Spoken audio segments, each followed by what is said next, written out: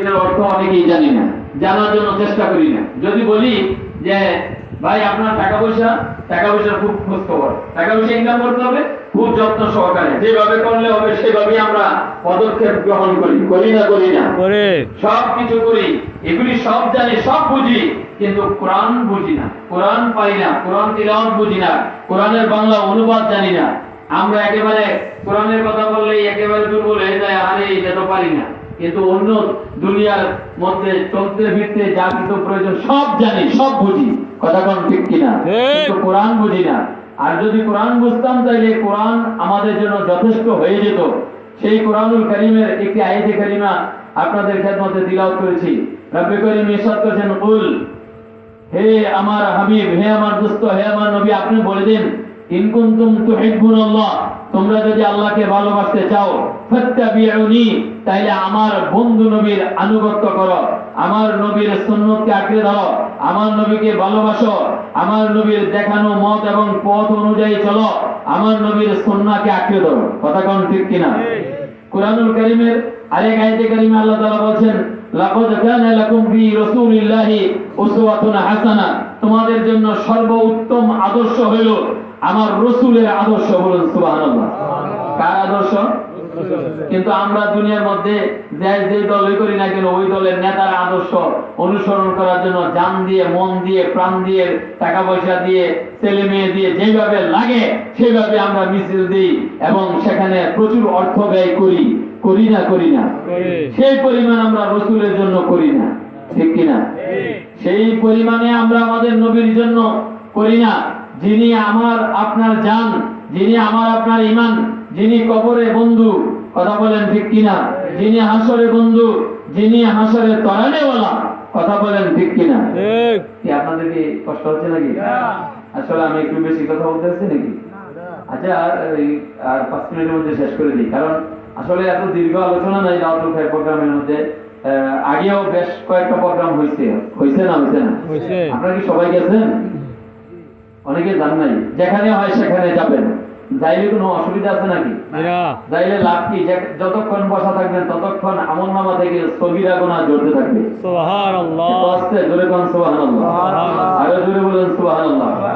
যেখানে দাওয়াতুল খায়ের মাহফিলে দাওয়াত পান, যেদিন হয় মাসে একবার, সেদিন প্রথম এবং ওই বাড়িতে, ওই স্থানে, ওই জায়গার মধ্যে গিয়ে আপনি এশার নামাজ পড়ার জন্য চেষ্টা করবেন। তাইলে মাহফিলের শুরু থেকেই পরিপূর্ণ বরকত হাসিল করতে পারবেন।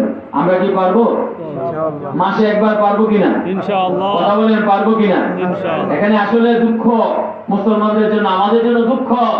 আপনার আমার সংসারের জন্য বাড়ি ঘর, ঘরের যত আসবাবপত্র, জিনিসপত্র সব পরিপাটি করে কেনাকাটা করি না?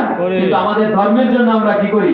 বছরে একবার রমজান মাসে রোজা রেখে একটা ঈদ পালন করি, কুরবানির ঈদের সময় গরু জবাই করি, এটা। আর কোন সময় ওয়াজ মাহফিল হইলে মাঝে হাজিরা দেই, জুমার দিন মসজিদে একটু হাজিরা দেই।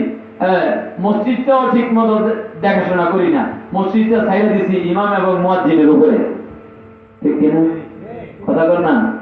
মসজিদে টাকা দিলে সব হয় না? মসজিদে মাইক দান করলে সব হয় না? মসজিদে টাইলস দিলে সব হয় না? কি আপনারা কি রাগ করতেছেন? মসজিদে ঝাড়ু দিলে মনে সব হয় নাকি? হ্যাঁ, তাহলে আজকে ইমাম সাহেব নাই, ছুটিতে গেছে, মুয়াজ্জিন সাহেব ছিল, হঠাৎ করে বনাইতে ভাই যাওয়ার জন্য, মসজিদে ঝাড়ু হইল না? কি কথা বল না কেন? এই মসজিদটা পরিষ্কার করার দায়িত্ব সবার আছে না নাই? নাকি একবারে ফি সাবিলিল্লাহ ইমাম আর মুয়াজ্জিন বা খাদেম সবের উপর ছেড়ে দিছি? আমি যদি ঝাড়ু দিই আজকে, একটা মসজিদ ঝাড়ু দিতে কতক্ষণ? 5 মিনিট বা 10 মিনিট, বা বারান্দাটা ঝাড়ু দিলাম 5 মিনিট লাগলো বা 2 মিনিট লাগলো, এতে সওয়াব হবে না গুনাহ হবে? ডেইলি আমার করতে হবে নাকি মাঝে মাঝে একজনে করলেই হয়? মাঝে মাঝে একজনে করলে আপনি সিরিয়াল পাবেন না, কারণ একটা মহল্লার মধ্যে 500-1000 লোক থাকে না? 1000 লোক কি আপনি 1000 দিনে কি মাস? 30 দিনে 1 মাস। আপনি একদিন করে দিলে 30 জনেই এনাফ। অথবা যদি 150 জন ধরেন 5 করে 5-30 150, বাকি এত ফ্রি থাকতে হয়। কথা কোন ঠিক কিনা? আমি এই কথাটা কেন বললাম? যে আমরা ধর্মের জন্য প্রচুর অর্থ ব্যয় করি না।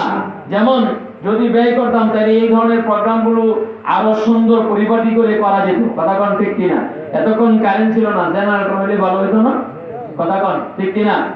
এই অনুষ্ঠানগুলি আরো সুন্দর ভাবে আমরা যদি আগামীকাল একটা মিটিং ডাক দেই যে এই মহল্লার মধ্যে যত লোক আছে আমরা সবাই আসবো, বসবো, এবং পরবর্তী প্রোগ্রামটা কার বাড়িতে হবে এবং এই প্রোগ্রামটাকে সুন্দর করতে হলে সবাইকে উপস্থিত করতে হলে কি কি কাজ করা দরকার এগুলি এজেন্ডা আনো, আলোচনা আনো। হ্যাঁ, সেখানে এজেন্ডা মাফিক আলোচনা হবে এবং মাইক, ডেকোরেটর, আলেম, চেয়ার, টেবিল, তাবারুক, দাওয়াতি কার্যক্রম এক একজনে এক এক দায়িত্ব নিয়ে আমরা আগামী প্রোগ্রামটা বাস্তবায়ন করব। তাইলে কি সেই প্রোগ্রামটা আজকের প্রোগ্রামের মতো হবে নাকি আরো অনেক সুন্দর হবে? এবং আমরা দেখেন সংসারের জন্য সব ব্যয় করি, প্রতিদিন সকালে বাজার করি না কথা কন না, করি না। এতক্ষণ যে মসজিদের কথা বললাম, মাদ্রাসার কথা যদি বলি, কবরস্থানের কথা যদি বলি, ঈদগার কথা যদি বলি, বা যেখানে ধর্মীয় আলোচনা হবে, রিসার্চ সেন্টারগুলি আছে, সেখানে যদি আমরা একটু সময় দেই, অর্থ ব্যয় করি, শ্রম দেই, সব আছে না নাই? তাইলে আমরা এগুলি কিন্তু করি না। সেজন্য উদাত্ত আহ্বান থাকবে। আমাদের দাউদুল খায়ের বিষয়ক সম্পাদক মুফতি মাওলানা ইব্রাহিম খলিল সাহেব আলোচনা করেছেন দান সৎকার ব্যাপারে, ঠিক কিনা নাকি? ঘুমাইছেন নাকি? মনে আছে তো? তাইলে দান সৎকার আমাদের এই ইবাদত বন্দিগির মধ্যে একটা অংশ আছে না নাই? তাইলে অনেকে দানের কথা, দান করবে